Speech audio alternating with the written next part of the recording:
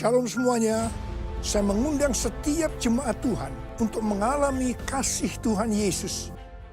Dan kuasanya akan menjamah saudara di rumah-rumah. Melalui Healing Worship Online yang akan diadakan setiap hari Rabu jam 7 malam. Dimulai tanggal 8 Juli 2020 di YouTube GBI Sukawarna.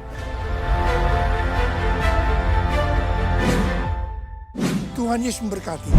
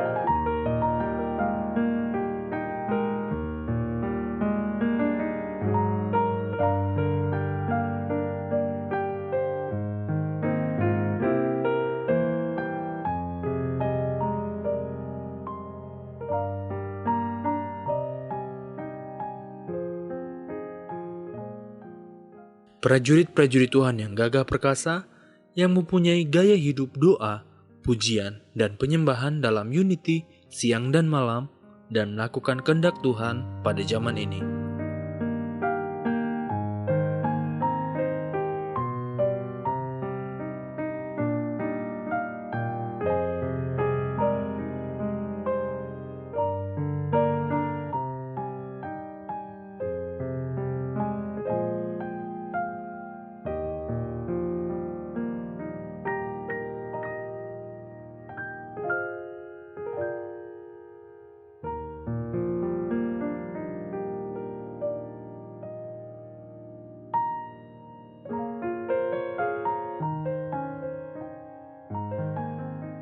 Saya mengajak kita semua untuk memperkatakan firman Tuhan dari Mazmur 91. Dalam lindungan Allah. Orang yang duduk dalam lindungan yang maha tinggi, yang bermalam dalam naungan yang maha kuasa, akan berkata kepada Tuhan, tempat perlindunganku dan kubu pertahananku, Allahku yang kupercayai. Sungguh, dialah yang akan melepaskan engkau dari jerat penangkap burung, dari penyakit sampar yang busuk. Dengan kepaknya ia akan menudungi engkau. Di bawah sayapnya, engkau akan berlindung. Kesetiaannya ialah perisai dan pagar tembok. Engkau tak usah takut terhadap kedahsyatan malam, terhadap panah yang terbang di waktu siang, terhadap penyakit sampar yang berjalan di dalam gelap, terhadap penyakit menular yang mengamuk di waktu petang. Walau 1.000 orang rebah di sisimu dan 10.000 di sebelah kananmu, tetapi ia tidak akan menimpamu. Engkau hanya menontonnya dengan matamu sendiri dan melihat pembalasan terhadap orang-orang fasik. Sebab Tuhan ialah tempat perlindunganmu, yang maha tinggi telah kau buat tempat perteduhanmu.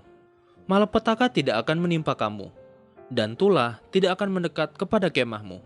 Sebab malaikat-malaikatnya akan diperintahkannya kepadamu, untuk menjaga engkau di segala jalanmu. Mereka akan menatang engkau di atas tangannya, supaya kakimu jangan terantuk kepada batu. Singa dan ular tedung akan kau langkahi. Engkau akan menginjak anak singa dan ular naga.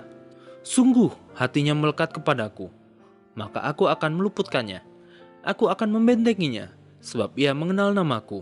Bila ia berseru kepadaku, aku akan menjawab. Aku akan menyertainya dalam kesesakan. Aku akan meluputkannya dan memuliakannya.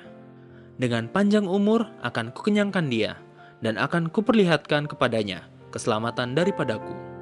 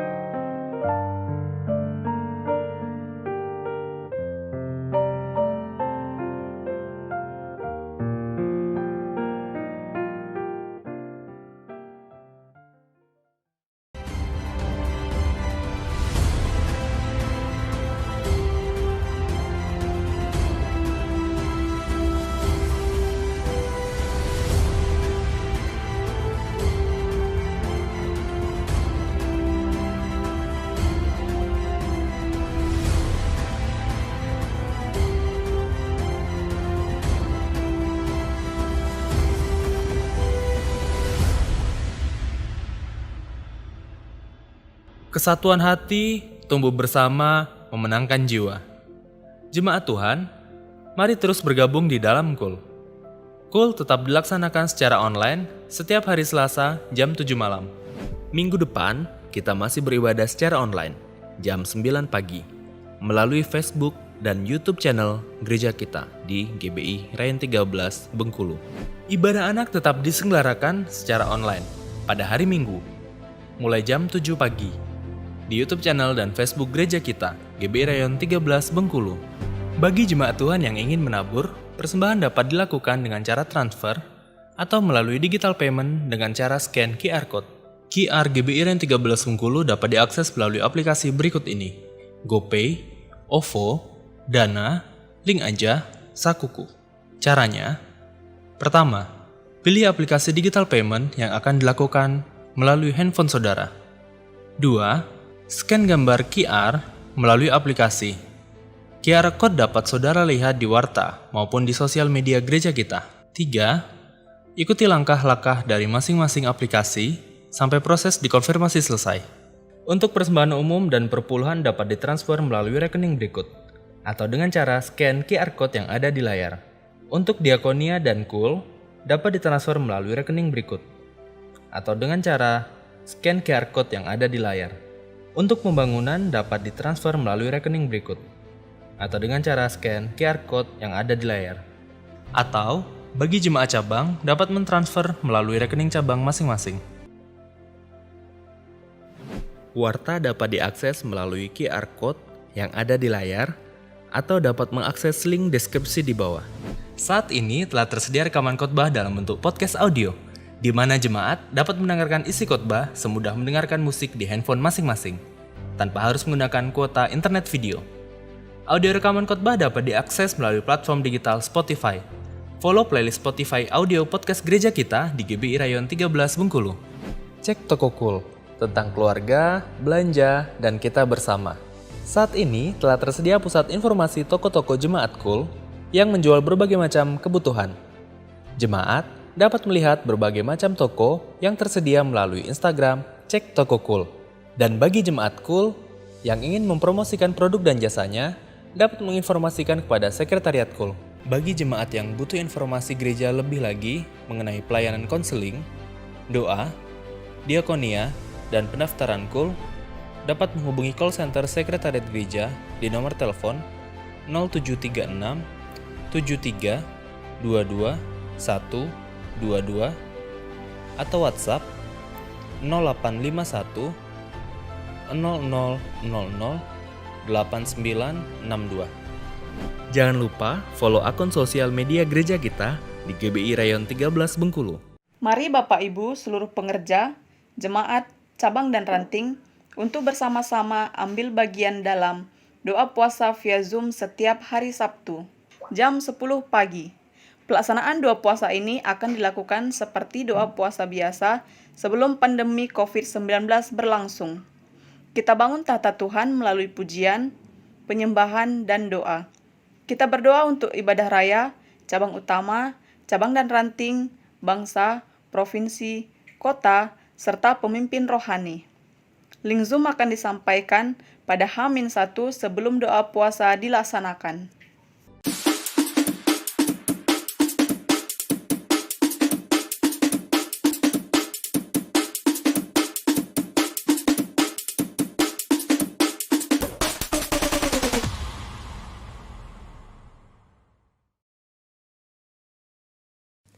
Shalom saudara sekalian, dimanapun saudara berada, saya berdoa, perlindungan dan hadiratnya memenuhi saudara selalu.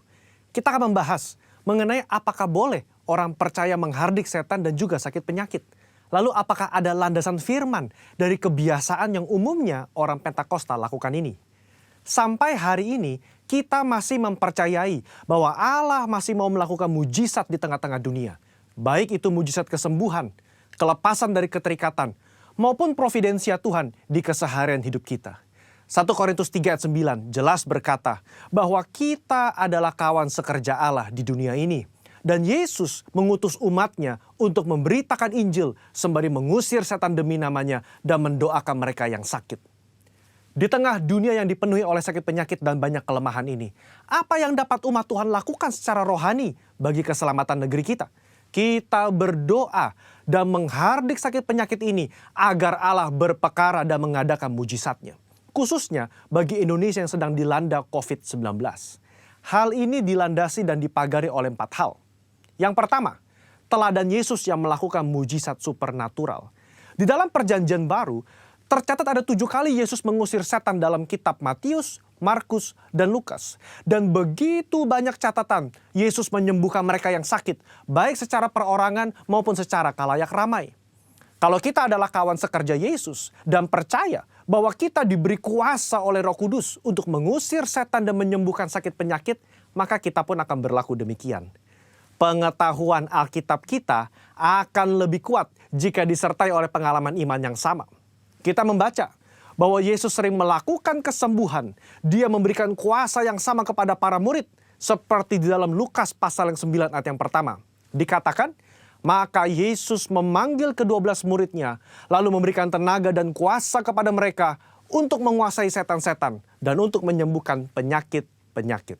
Nah, secara global, umat Pentakosta meyakini bahwa orang percaya di zaman now juga diberikan kuasa untuk menghardik dan menyembuhkan. Gembala sidang kita Paniko mendapatkan tuntunan untuk melakukan KKR kesembuhan ilahi di dalam dan luar negeri.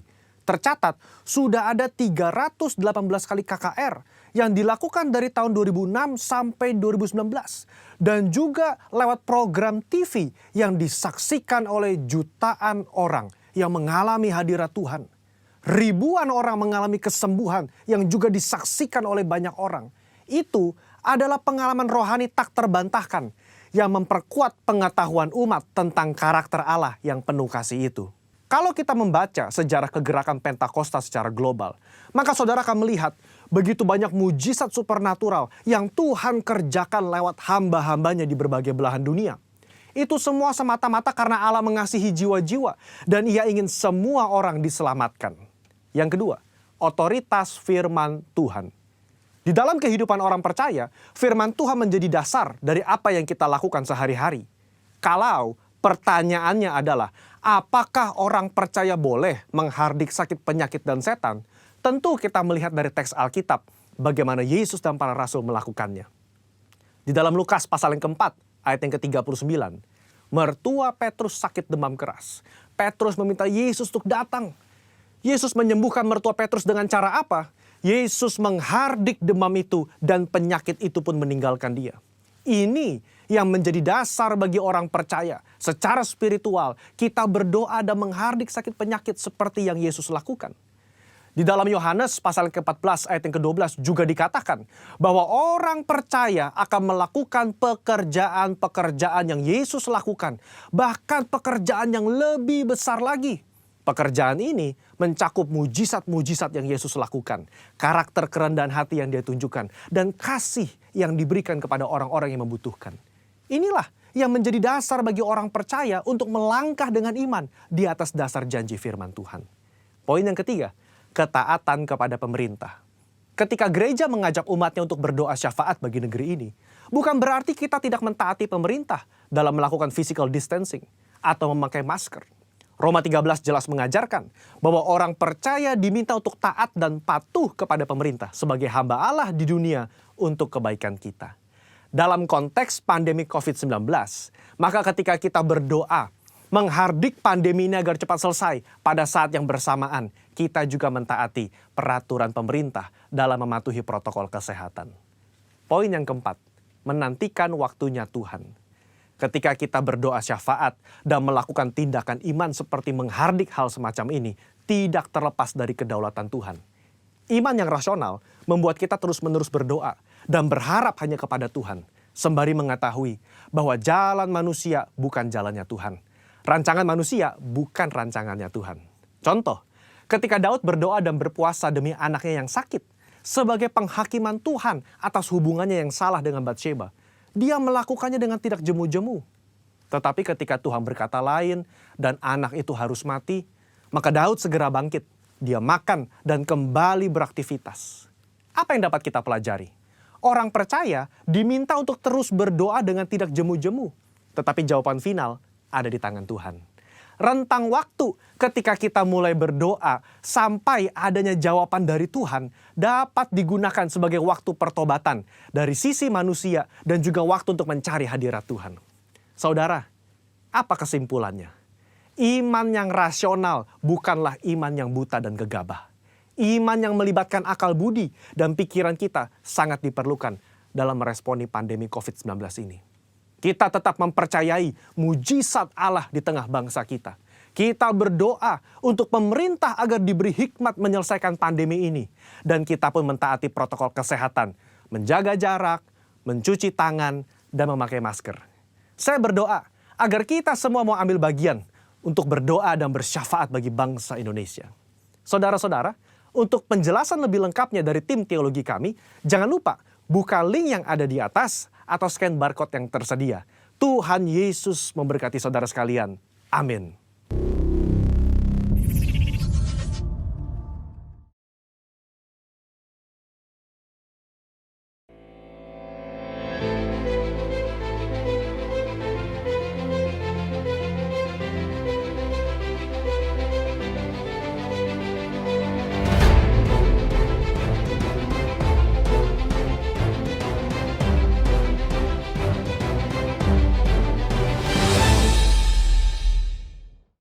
Shalom Bapak Ibu yang dikasihi Tuhan. Kalau hari ini kita ada di tempat ini semuanya kasih anugerah Tuhan.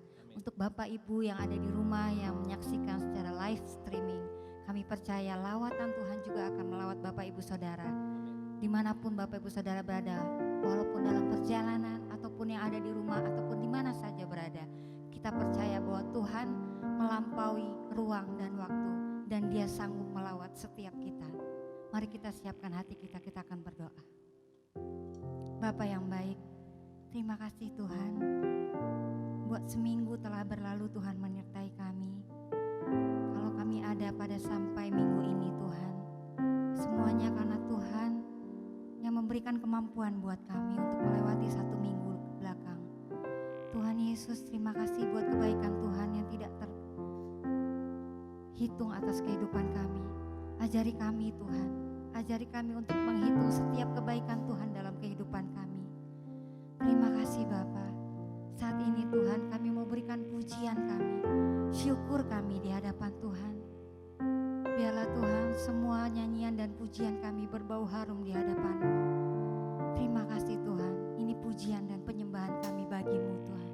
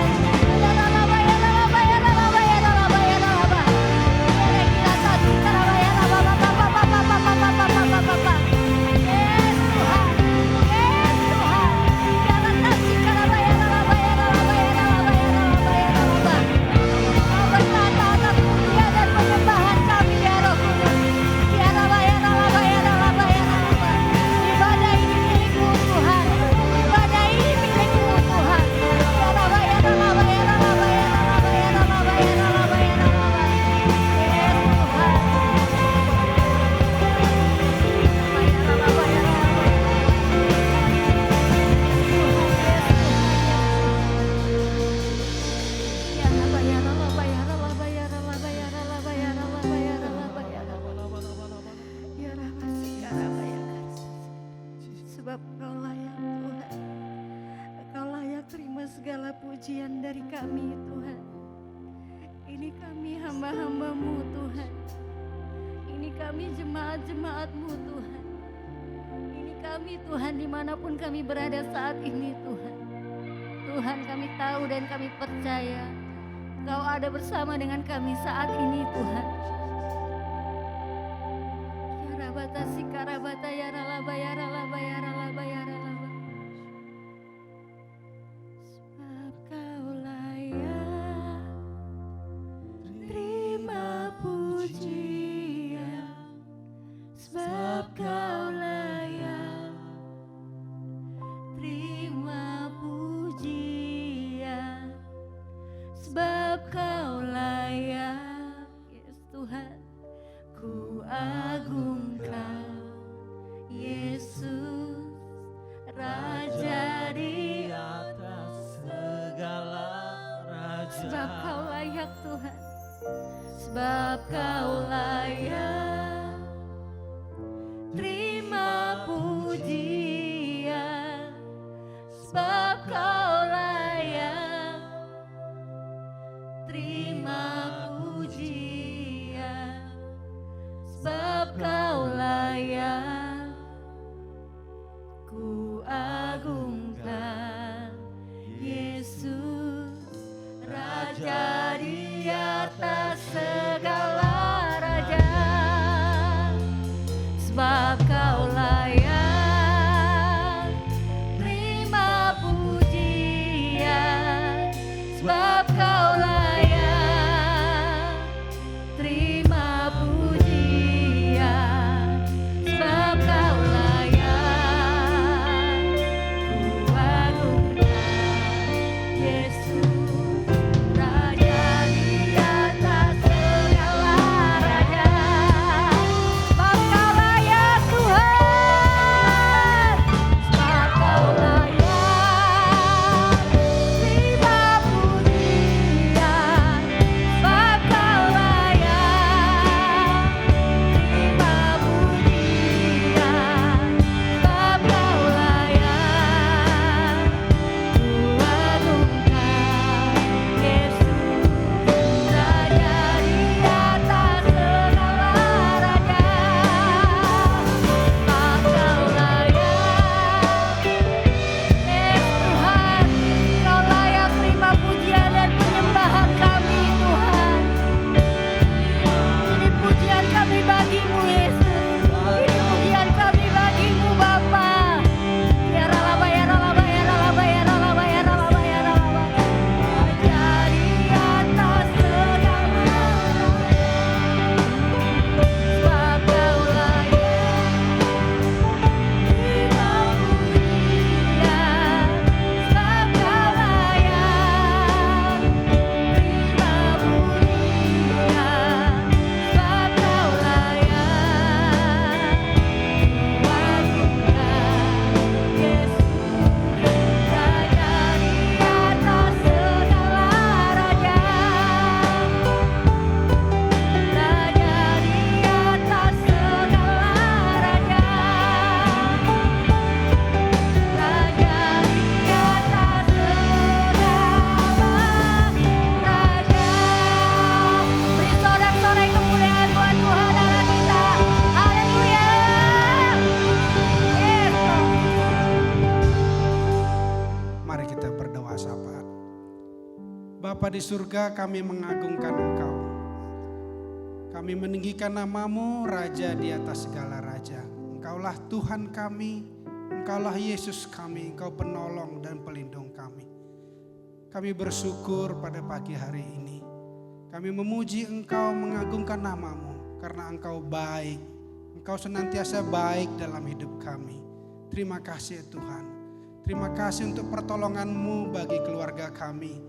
Terima kasih untuk perlindungan-Mu bagi gereja-gereja kami. Bahkan kami bersyukur Tuhan untuk perlindungan-Mu bagi provinsi dan negara kami. Tuhan, pada pagi hari ini kami terus berdoa. Aku berdoa Tuhan, di dalam nama Tuhan Yesus Engkau berikan kedamaian bagi Indonesia. Itu kami rindukan Tuhan, kami mohonkan berikanlah kedamaian bagi bangsa dan negara kami. Engkau tolong Tuhan para pemerintahan kami, baik yang ada di pusat bahkan sampai di daerah. Engkau tolong, berikan pertolongan, Engkau ajari Tuhan para pemimpin kami. Kami bisa lepas, kami bisa terlewatkan, kami bisa tertolong dari wabah corona COVID-19 ini. Bahkan kami berdoa Tuhan, kami tidak akan jatuh ke dalam resesi ekonomi. Tuhan, semuanya ada dalam kendali Tuhan. Kami tahu Tuhan bahwa Engkau pasti memberikan yang terbaik. Semuanya Engkau tolong kami, rakyat dan bangsa Indonesia. Kami berdoa juga Tuhan untuk provinsi kami, Provinsi Bengkulu, Engkau berkati. Engkau tolong Tuhan, baik yang di kota maupun di kabupaten-kabupaten di daerah-daerah. Para pemimpin yang mempunyai otoritas yang Engkau berikan, Engkau tolong ya Tuhan Yesus. Mereka semua menolong kami agar semua membuat provinsi kami bisa dalam keadaan sejahtera. Kami doakan kesejahteraan bagi Provinsi Bengkulu. Tuhan, kami berdoa juga Tuhan untuk hamba-hamba-Mu, Gembala senior kami Bapak Pendeta Niko beserta 4 wakilnya.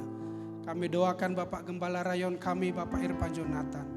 Bahkan hamba-hamba-Mu yang ada di pimpinan Gembala Ranting dan Cabang beserta keluarganya. Di dalam nama Tuhan Yesus kami mohonkan pertolongan-Mu, perlindungan-Mu bagi mereka. Berikan hikmat, marifat dan perlindungan. Terima kasih ya Tuhan, Kau berikan mereka kreativitas dalam pelayanan pada masa-masa seperti ini. Tuhan, pakai Tuhan hamba-hamba-Mu ini, bahkan kami semua untuk menjadi alat Tuhan. Menjadi alat Tuhan untuk membawa jiwa-jiwa menggenapi amanat agung-Mu pada akhir zaman ini. Terima kasih Tuhan, seluruh hamba-hamba-Mu, kami semua umat-umat Tuhan, Engkau menolong kami, memampukan kami, bahkan memakai kami menjadi alat Tuhan pada zaman akhir ini. Terima kasih Tuhan, apa yang kami lakukan kiranya Tuhan berkenan memberkati dan semuanya kami persembahkan untuk hormat dan kemuliaan nama-Mu. Di dalam nama Tuhan Yesus, haleluya, amin. Haleluya. Tuhan kita Allah yang baik. Amin saudara. Mari kita nyanyikan pujian bagi Dia Allah yang luar biasa. Dia Allah yang setia. Dia Allah yang sangat baik bagi kita. Haleluya.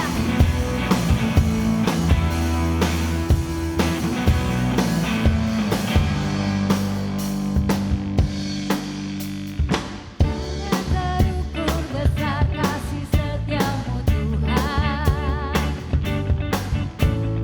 Panjang dan lebarnya melebihi lautan.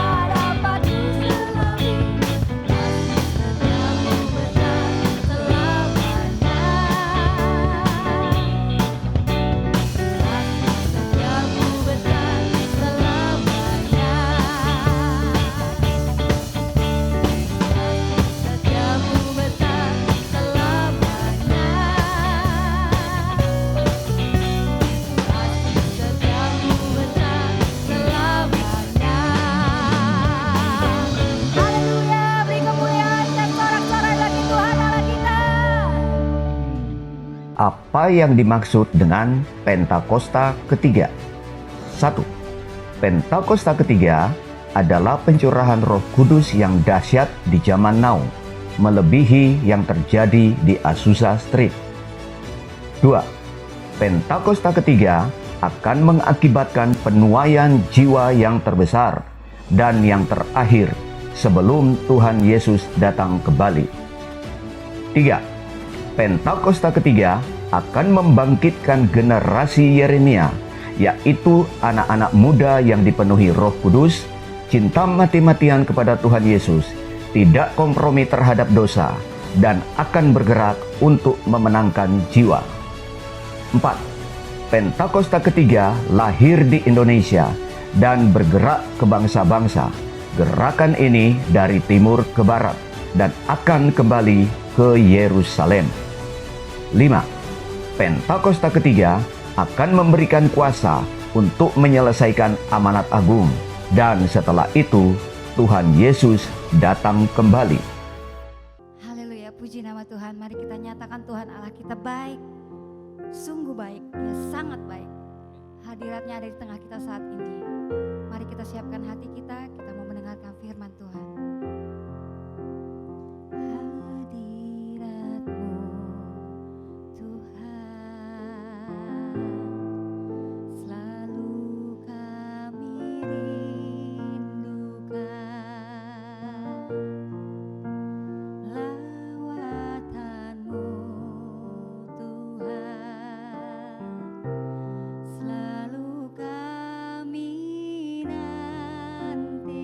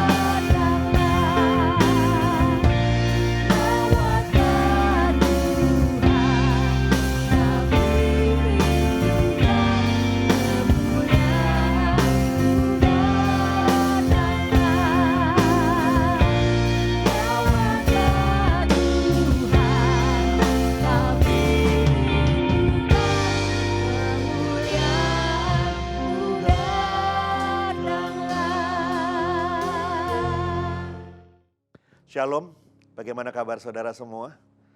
Saya mau menyapa jemaat Tuhan yang ada di Bengkulu, sampai di Curup, sampai di Lubuk Linggau, bahkan sampai di Pulau Enggano. Saya percaya Tuhan memberkati kalian luar biasa. Sekali lagi, shalom, damai sejahtera dan berkat Tuhan berlimpah-limpah-limpah. Nah, hari ini saya mau menyampaikan firman Tuhan, mengambil dari satu kisah, satu pribadi yang luar biasa yang namanya Daud. Daud yang seorang yang bukan siapa-siapa dan tiba-tiba muncul menjadi seorang pahlawan yang luar biasa waktu dia harus berhadapan dengan satu masalah yang begitu besar dengan munculnya satu pribadi yang namanya Goliat. Saya percaya saudara semua pernah mendengar kisah ini dan mungkin saudara berkali-kali sudah mendengar cerita mengenai Daud melawan Goliat. Tapi hari ini kita akan belajar kembali apa yang terjadi dengan Daud waktu dia menghadapi problem, menghadapi masalah, menghadapi pergumulan, dan bagaimana Daud boleh keluar lebih daripada pemenang. Makanya firman Tuhan hari ini diberi judul lebih daripada pemenang atau more than a winner. Dalam 1 Samuel 17 ayat yang pertama sampai 10, di sana ada kisah bagaimana Daud berhadapan dengan Goliat di lembah Terbantin. Satu peperangan yang besar yang antara orang Filistin dan orang Israel, dan itu membuat munculnya seorang pahlawan yang luar biasa yang namanya Daud. Hari-hari ini mungkin seperti apa yang dialami oleh Daud, kita juga sedang mengalami satu musuh yang bukannya besar ya, tapi gak terlihat dalam pandemi COVID ini, saudara. Dan mungkin banyak orang mengalami khawatir, banyak orang mengalami ketakutan, banyak orang juga nggak tahu apa yang harus diperbuat. Tapi saya percaya, saya mau sampaikan pada hari ini buat saudara, rencana Tuhan buat kita itu bukan kita mengalami kecelakaan, mengalami kehancuran. Tapi rencana Tuhan buat kita, pada akhirnya kita semua keluar lebih daripada seorang pemenang. Yang setuju dengan saya sama-sama katakan, amin. Ada berapa sikap Daud yang akan kita pelajari hari ini, bagaimana Daud pada akhirnya muncul lebih daripada seorang pemenang. Waktu Daud datang ke perkemahan orang Filistin, orang-orang Israel, dan melihat orang Israel sedang menghadapi tentara Filistin yang luar biasa, saudara. Dan orang-orang Israel sedang mengalami ketakutan dan juga Raja Saul bersembunyi 40 hari di kemah. Maka mulai melihat bahwa ini ada sesuatu yang salah, ada sesuatu yang gak benar. Dan Daud mulai mengambil satu sikap di sana. Dan walaupun sikap ini mungkin di antara orang Filistin, orang-orang Israel dianggap sesuatu sikap yang sembrono. Bahkan kakak-kakaknya berkata, udahlah kamu pulang aja, ngapain kamu di sini. Tapi Daud punya ketetapan, Daud punya sikap yang luar biasa. Yang akhirnya menjadikan orang Israel bersorak-sorai karena mereka meraih kemenangan yang luar biasa. Saya berdoa di akhir pandemi ini kita akan bersorak-sorai karena kita melihat rencana Tuhan buat anak-anaknya adalah rencana Tuhan yang dahsyat. Sikap pertama daripada Daud waktu menghadapi peperangan melawan orang Filistin. Dalam 1 Samuel pasal yang ke-17 ayat yang ke-11 saya bacakan buat saudara dan juga menyambung ayat yang ke-32. Ketika Saul dan segenap orang Israel mendengar perkataan orang Filistin itu, maka cemaslah hati mereka dan sangat ketakutan. Berkatalah Daud kepada Saul, janganlah seorang menjadi tawar hati karena dia. Hambamu ini akan pergi melawan orang Filistin itu. Saudara, apa yang terjadi dengan orang Israel waktu mereka harus berhadapan dengan Goliat dan pasukan orang Filistin? Maka dikatakan Saul dengan segenap pasukannya mengalami ketakutan yang luar biasa. Bahkan Saul bersembunyi di kemahnya 40 hari lamanya. Tapi waktu Daud harus menghadap Saul, Daud tuh berkata begini, janganlah seorang menjadi tawar hati, biar hamba yang menghadapi orang Filistin ini. Wow, saudara, luar biasa. Di tengah-tengah pahlawan-pahlawan Israel yang sedang mengalami ketakutan, muncul satu pribadi yang namanya Daud yang berkata, jangan takut, jangan tawar hati, biar hamba yang lawan orang Filistin ini. Amsal pasal 24 ayat yang ke-10 katakan begini. Jika engkau tawar hati pada masa kesesakan, kecillah kekuatanmu. Saya nggak tahu apa yang saudara alami di hari-hari pandemi ini, saudara. Mungkin di awal-awal bulan-bulan pertama pandemi ini, banyak orang mengalami tekanan, banyak orang mengalami stres, ketakutan, khawatir. Rasanya nggak tahu apa yang harus dihadapi, saudara. Semua rasanya blank, saudara. Yang bisnis, yang usaha, yang kerja, semua mengalami satu seakan-akan masa yang ini mesti gimana, nggak ada harapan, nggak ada sesuatu yang menjadi tuntunan buat mereka untuk apa yang harus mereka kerjakan. Rasanya nggak tahu mesti berbuat apa di hari-hari itu. Tapi Daud muncul di tengah-tengah orang Israel dan berkata, jangan takut, jangan tawar hati. Saudara, waktu kita tawar hati, menghadapi masalah, menghadapi pergumulan, maka firman Tuhan katakan, kecillah kekuatan saudara. 1 Tesalonika 5 ayat 16 katakan, justru dalam saat-saat seperti ini, bersukacitalah senantiasa. Saya ingat di bulan Maret, awal-awal pandemi ini terjadi, saudara, di mana rasanya kita belum pernah yang ngalami peristiwa seperti itu, saudara. Semua jadwal, agenda, kegiatan semua stop, saudara. Di rumah saja, ibadah-ibadah dihentikan, pertemuan-pertemuan dihentikan, dan rasanya nggak bisa ketemu siapa-siapa, hanya tinggal di rumah. Keluar rumah pun kadang-kadang takutnya luar biasa. Itu hari-hari kalau buat saya, saudara. Hari-hari pertama itu hari-hari yang bilang gini, waduh terus mau ngapain ya? Di rumah aja nih, terus ngapain di rumah aja? Sehari, 2 hari, tapi lama-lama ngapain di rumah? Jadi tiap kali bangun pagi rasanya itu tekanan begitu berat, saudara. Rasanya nggak tahu apa yang harus diperbuat, itu rasanya satu hari-hari yang dimana gak tahu apa yang mesti diperbuat hari itu. Dan saya ingat masa-masa seperti itu, saudara. Apa yang saya kerjakan setiap hari? Saya tumpang tangan dari kepala sedia berkata, damai sejahtera, biarlah roh ketakutan, roh kekhawatiran, roh tawar hati diangkat, dicabut, diganti dengan damai sejahtera yang berlimpah-limpah, diurapi dengan damai sejahtera yang berlimpah-limpah. Hampir beberapa hari saya tumpangi tangan kepala sendiri, sehingga lambat laun, saudara, damai sejahtera itu mulai kembali. Yohanes pasal 10 ayat yang 10 katakan, pekerjaan si iblis itu mencuri, membunuh dan membinasakan. Dia mulai dari mencuri damai sejahtera saudara. Dia mulai mencuri pada sukacita saudara. Dia membuat saudara tawar hati. Dia membuat saudara khawatir. Membuat saudara takut. Tapi Yohanes 10 ayat 10 bagian B katakan, Tuhan Yesus datang. Dia datang memberikan kehidupan yang berkelimpahan. Hari-hari ini saya bilang buat saudara, patahkan semua tawar hati. Karena waktu kau tawar hati, kecillah kekuatanmu. Tapi waktu kau bersukacita, penuh dengan sukacita dan damai sejahtera, maka kau akan keluar lebih daripada seorang pemenang. Yang setuju sama-sama katakan, amin. Yang kedua, saudara, apa sikap yang kedua daripada Daud?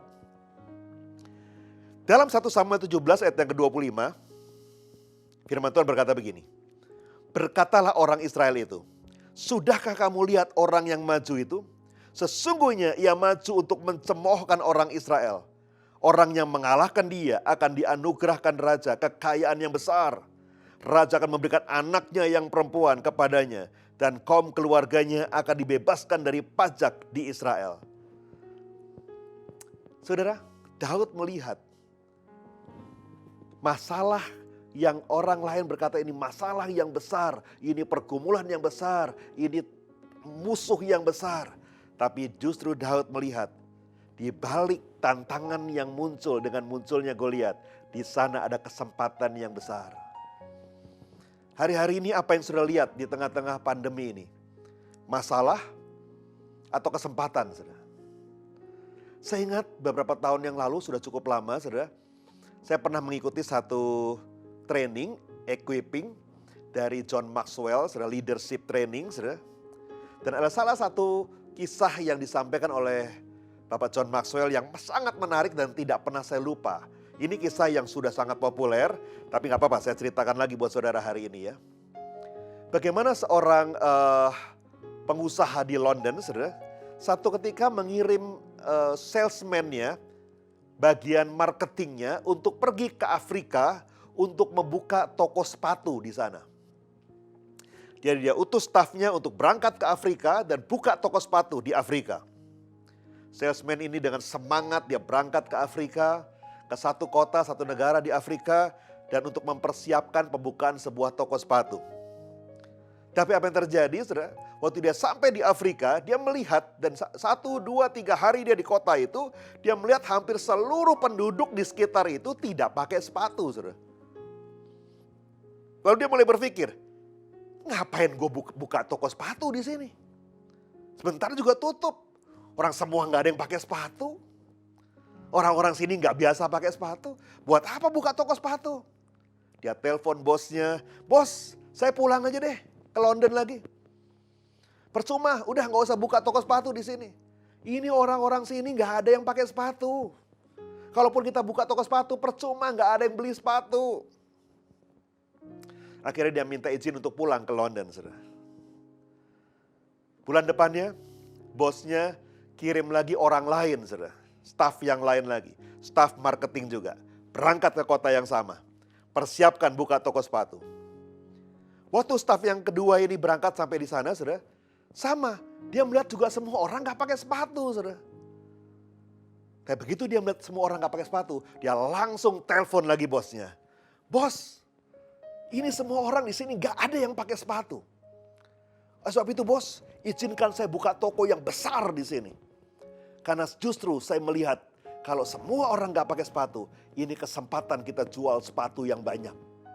Ini marketnya besar bos. Tidak ada yang pakai sepatu, berarti semua orang butuh sepatu di sini.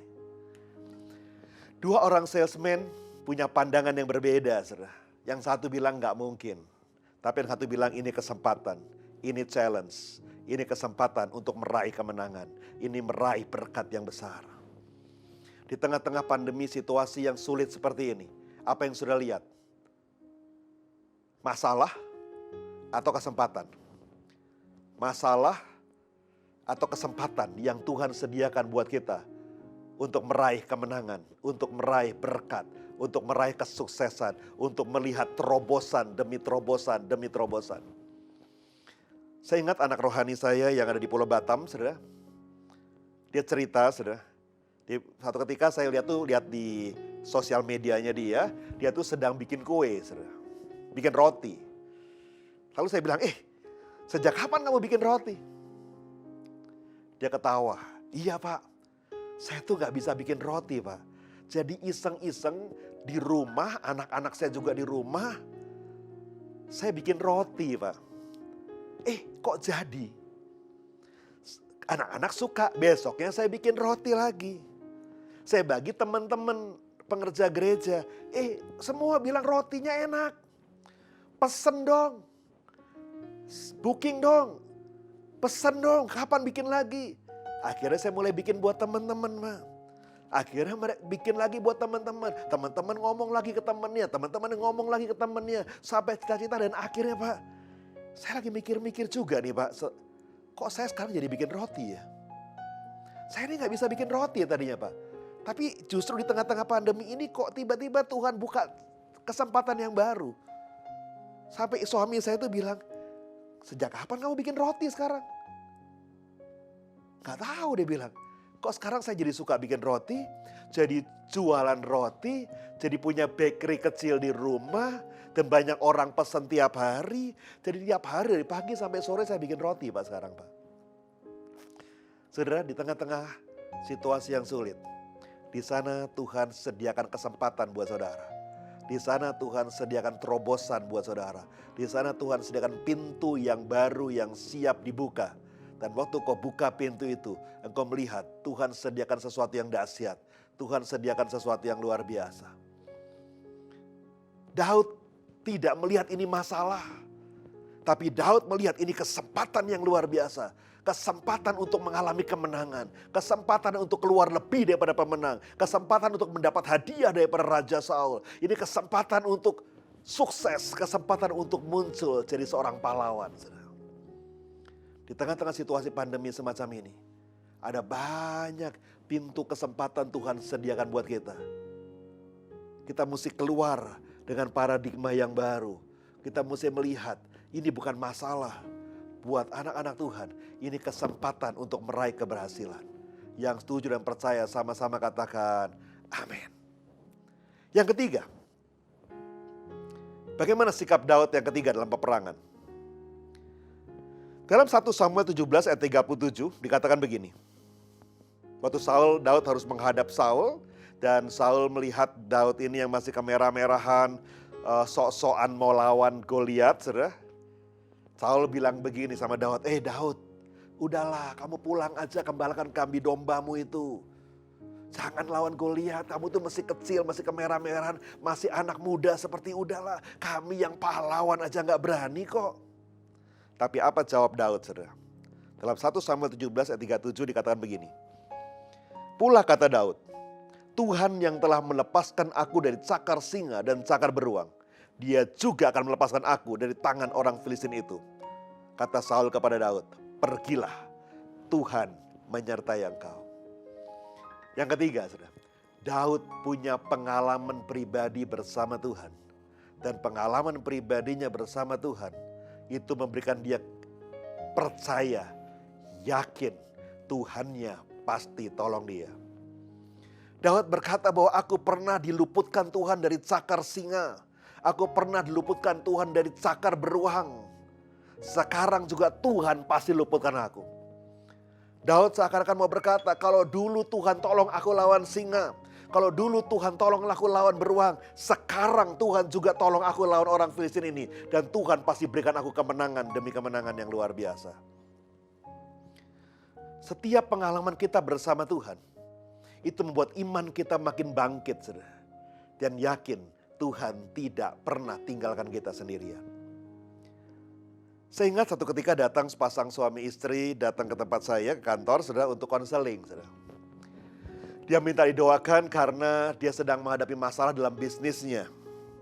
Dia pedagang emas, saudara, dan singkat cerita emasnya dibawa lari oleh teman dekatnya. Dan tidak dibuat surat-surat perjanjian, saudara. Jadi temannya bawa barang dagangannya dia, nggak bikin surat pengambilan, surat serah terima, dan tiba-tiba temannya ini kabur, saudara. Wah, dia stres berat, saudara. Dia stres berat. Datang, Pak, doain kami, Pak. Ini gimana ya, Pak? Ini kami bisa tutup, Pak. Kami nggak bisa usaha, ini nggak bisa gaji karyawan, kami bisa bangkrut dan lain sebagainya. Wah, stres berat, saudara.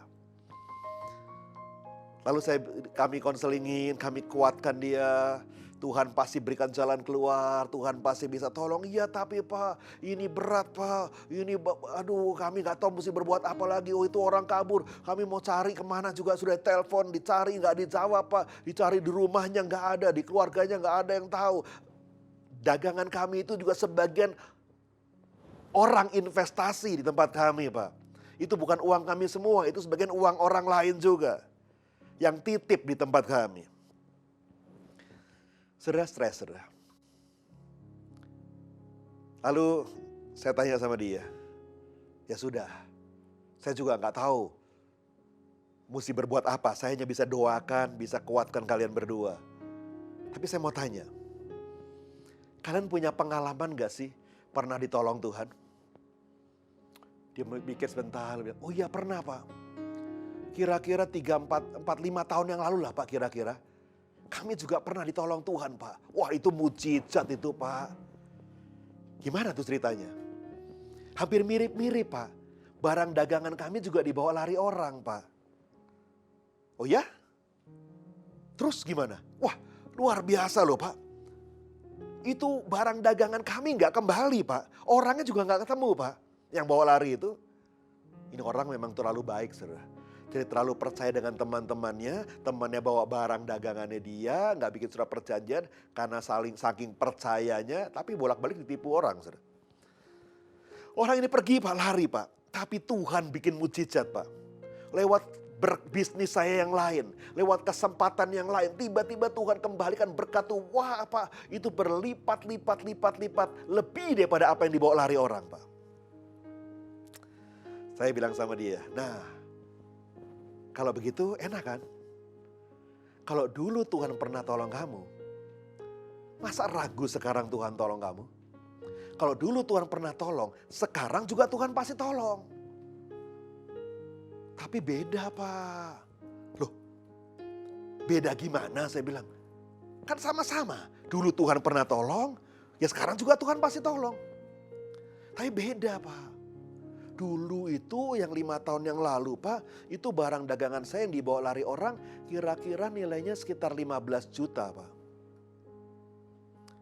Tapi kalau yang ini sekarang ini, Pak, kasus yang sekarang, ini kan hampir 300 juta lebih, Pak. Beda, Pak. Saya bilang, oh gitu ya. Beda ya. Dulu 15 juta, Tuhan tolong. Sekarang 300 juta, beda ya. Iya beda, Pak. Kan beda, Pak, 15 sama 300. Iya, saya bilang beda ya, beda. 15 juta, Tuhan gampang tolong. 300 juta, Tuhan pikir-pikir dulu. Karena uangnya jumlahnya terlalu nominal, terlalu besar ini.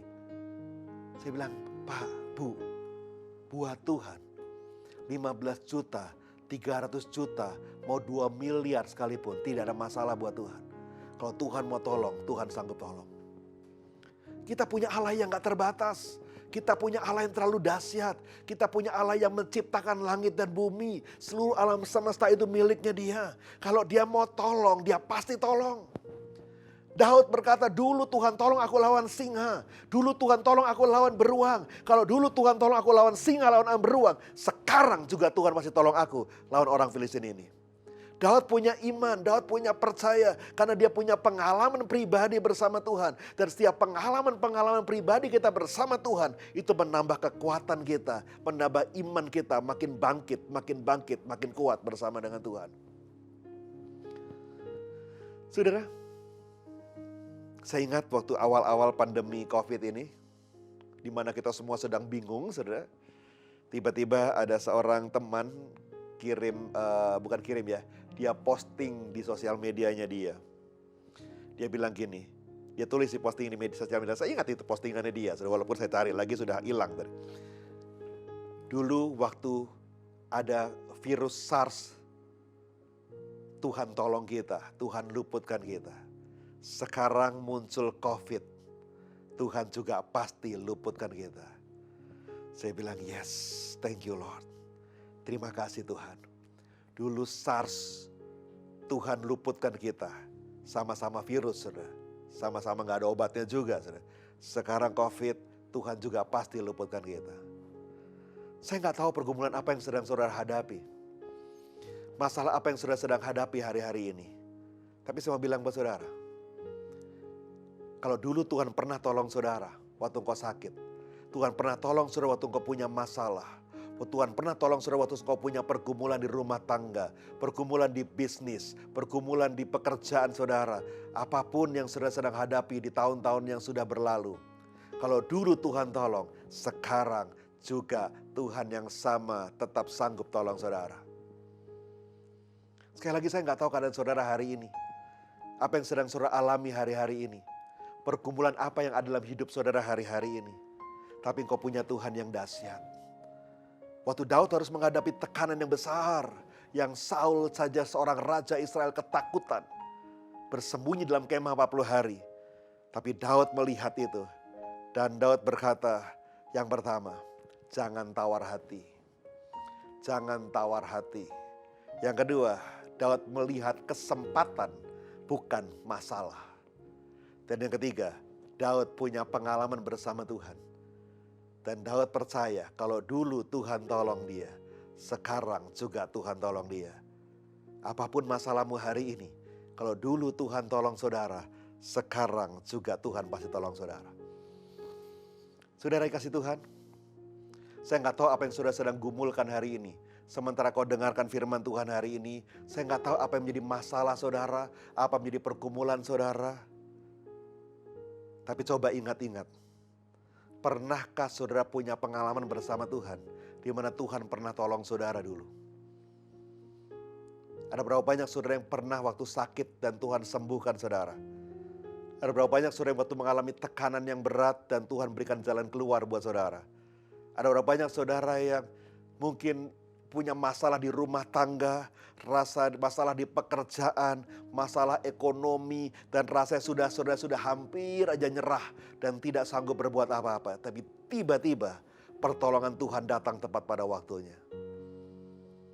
Hari ini saya mau bilang buat saudara, dengar, apapun masalahmu hari ini, apapun pergumulanmu hari ini, kalau dulu Tuhan tolong saudara, sekarang Tuhan yang sama, Tuhan yang dahsyat, Tuhan yang luar biasa juga pasti sanggup tolong saudara.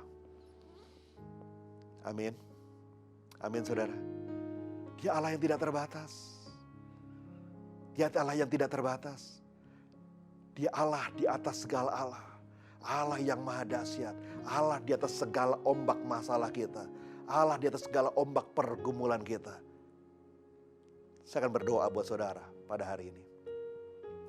Mari tutup matamu di hadapan Tuhan. Sekali lagi saya nggak tahu apa yang menjadi pergumulan saudara, apa yang menjadi masalah saudara. Tapi kalau ada saudara yang punya masalah, punya pergumulan, entah sakit penyakit, masalah keluarga, masalah ekonomi, masalah pekerjaan, masalah apapun yang menekan saudara dan rasanya sudah hampir nggak kuat. Dimanapun saudara berada saat ini, entah itu di Bengkulu, di Pulau Enggano sekalipun, dimanapun juga saudara, di seluruh Sumatera, bahkan mungkin ada saudara yang dari Jawa, mungkin ada saudara yang dari Kalimantan, atau bahkan dari luar Indonesia sekalipun yang mendengarkan siaran ini hari ini. Mari, kalau engkau punya masalah yang engkau butuh didoakan, angkat tanganmu di hadapan Tuhan. Di tempat engkau berada, angkat tanganmu di hadapan Tuhan, angkat tanganmu di hadapan Tuhan, angkat tanganmu di hadapan Tuhan. Oh ya basyama takuria bakasyakana. Bapa, engkau melihat setiap tangan-tangan yang terangkat ya Tuhan. Engkau melihat setiap tangan-tangan yang terangkat ya Tuhan. Engkau melihat pergumulan pada anak-anak-Mu. Roh Kudus, hamba berdoa. Biarlah pertolongan-Mu datang buat anak-anak-Mu ya Tuhan. Di rumah-rumah di mana mereka berada. Pertolongan-Mu datang buat mereka ya Tuhan. Pertolongan-Mu datang buat mereka ya Tuhan. Yang sakit Kau sembuhkan ya Tuhan. Yang punya masalah rumah tangga, masalah bisnis, pekerjaan, usaha, Kau berikan jalan keluar ya Tuhan. Masalah apapun yang anak-anak-Mu sedang hadapi, hamba percaya tidak ada yang terbatas buat Engkau Allah yang dahsyat. Engkau Allah yang sanggup menolong mereka. Oh, pertolongan-Mu datang saat ini Tuhan. Yang sakit sembuh dalam nama Tuhan Yesus. Masalah rumah tangga, masalah bisnis pulih, sembuh dalam nama Tuhan Yesus. Oh, masalah ekonomi sembuh dalam nama Tuhan Yesus. Dan anak-anak-Mu akan mengalami terobosan demi terobosan demi terobosan. Kemenangan demi kemenangan demi kemenangan. Sehingga pada akhirnya mereka semua keluar lebih daripada pemenang. Oh, terima kasih Tuhan Yesus. Terima kasih Tuhan Yesus. Haleluya, haleluya. Mari sama-sama kita katakan amin. Tuhan memberkati saudara semua.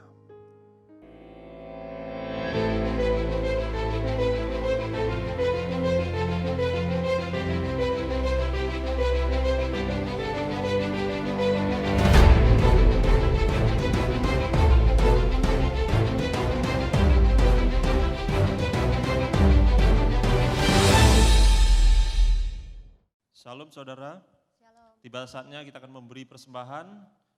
Bapak Ibu dapat memberi persembahan melalui QR Code dan digital payment, serta dapat mentransfer ke rekening gereja yang ada di warta gereja.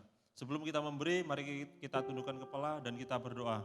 Bapak yang baik, mengucap syukur Tuhan buat hari ini ya Tuhan Yesus, di mana Tuhan kami boleh beribadah kepada Engkau ya Tuhan Yesus, kami boleh memuji, memuliakan nama-Mu, dan kami boleh mendengarkan Tuhan sebagian firman-Mu ya Tuhan Yesus. Terima kasih Bapak, terima kasih. Kami mengucap syukur Tuhan atas berkat yang telah Kau berikan kepada kami, di mana Tuhan Kau telah memberkati dalam usaha, pekerjaan kami, keluarga kami, anak-anak kami. Terima kasih Bapak, terima kasih. Dan saat ini Tuhan kami mau memberi persembahan kepada-Mu ya Tuhan Yesus. Kiranya Tuhan melalui persembahan kami Tuhan Yesus, nama-Mu dipermuliakan. Dan kami yakin dan percaya Tuhan, tahun dimensi yang baru Tuhan akan terjadi dalam kehidupan kami. Dalam nama Tuhan Yesus, haleluya, amin. Haleluya, puji nama Tuhan Allah kita baik. Amin.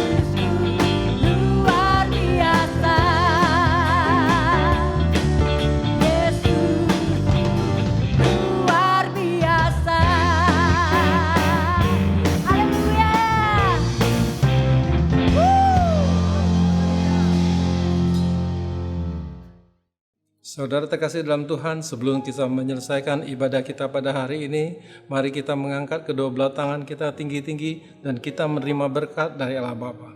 Dan Tuhan pun menghadapkan wajahnya kepadamu dan memberi kau damai sejahtera. Maka terimalah berkat, yaitu janji-janji Allah, berkat damai sejahtera dan sukacita, serta perlindungan dan pertolongan dan anugerah yang melimpah-limpah dari Allah Bapa bersama Putranya yang tunggal, yaitu Tuhan kita Yesus Kristus, dan persekutuan yang indah yang manis bersama Roh Kudus, mulai hari ini dan sampai selama-lamanya.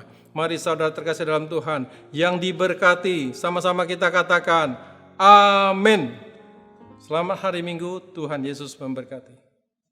Biarlah setiap kita dipakai Tuhan sesuka-sukanya Tuhan sepanjang minggu ini. Haleluya. Selamat hari Minggu, Tuhan Yesus memberkati.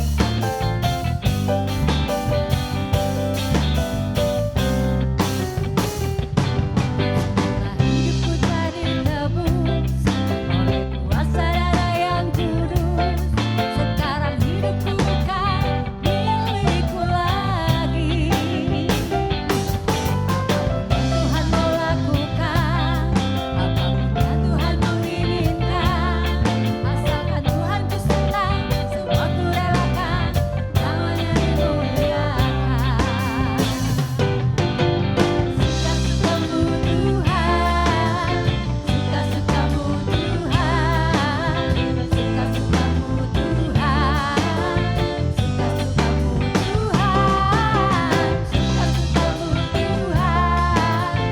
suka-sukamu Tuhan, suka-sukamu Tuhan, suka-sukamu Tuhan.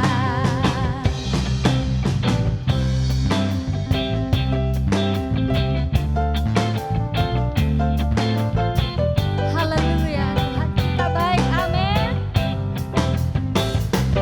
Setelah hidupku telah ditebus oleh kuasa darah yang kudus, sekarang hidupku bukan milikku lagi. Apapun Tuhan mau lakukan, apapun yang Tuhan menginginkan, asalkan Tuhan ku senang, semua ku relakan, namanya dimuliakan. Suka-sukamu Tuhan, suka-sukamu Tuhan, suka-sukamu Tuhan, suka-sukamu Tuhan, suka-sukamu Tuhan, suka-sukamu Tuhan, suka-sukamu Tuhan, suka-sukamu Tuhan. Haleluya. Kesatuan hati, tumbuh bersama, memenangkan jiwa. Jemaat Tuhan, mari terus bergabung di dalam KUL. KUL tetap dilaksanakan secara online setiap hari Selasa jam 7 malam. Minggu depan, kita masih beribadah secara online jam 9 pagi melalui Facebook dan YouTube channel gereja kita di GBI Rayon 13 Bengkulu. Ibadah anak tetap diselenggarakan secara online pada hari Minggu mulai jam 7 pagi di YouTube channel dan Facebook gereja kita GBI Rayon 13 Bengkulu. Bagi jemaat Tuhan yang ingin menabur, persembahan dapat dilakukan dengan cara transfer atau melalui digital payment dengan cara scan QR Code. QR GBI Rayon 13 Bengkulu dapat diakses melalui aplikasi berikut ini: GoPay, OVO, Dana, Link Aja, Sakuku. Caranya, pertama, pilih aplikasi digital payment yang akan dilakukan melalui handphone saudara. 2. Scan gambar QR melalui aplikasi. QR Code dapat saudara lihat di warta maupun di sosial media gereja kita. 3. Ikuti langkah-langkah dari masing-masing aplikasi sampai proses dikonfirmasi selesai. Untuk persembahan umum dan perpuluhan dapat ditransfer melalui rekening berikut, atau dengan cara scan QR Code yang ada di layar. Untuk diakonia dan KUL dapat ditransfer melalui rekening berikut, atau dengan cara scan QR Code yang ada di layar. Untuk pembangunan dapat ditransfer melalui rekening berikut, atau dengan cara scan QR Code yang ada di layar. Atau, bagi jemaat cabang dapat mentransfer melalui rekening cabang masing-masing. Warta dapat diakses melalui QR Code yang ada di layar, atau dapat mengakses link deskripsi di bawah. Saat ini telah tersedia rekaman khotbah dalam bentuk podcast audio, di mana jemaat dapat mendengarkan isi khotbah semudah mendengarkan musik di handphone masing-masing, tanpa harus menggunakan kuota internet video. Audio rekaman khotbah dapat diakses melalui platform digital Spotify. Follow playlist Spotify audio podcast gereja kita di GBI Rayon 13 Bengkulu. Cek Toko Cool, tentang keluarga, belanja, dan kita bersama. Saat ini telah tersedia pusat informasi toko-toko Jemaat Cool yang menjual berbagai macam kebutuhan. Jemaat dapat melihat berbagai macam toko yang tersedia melalui Instagram Cek Toko Cool.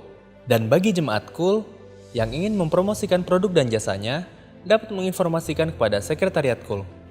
Bagi jemaat yang butuh informasi gereja lebih lagi mengenai pelayanan konseling, doa, diakonia, dan pendaftaran Cool, dapat menghubungi call center Sekretariat Gereja di nomor telepon 0736 73 22 122 atau WhatsApp 0851 0000 8962.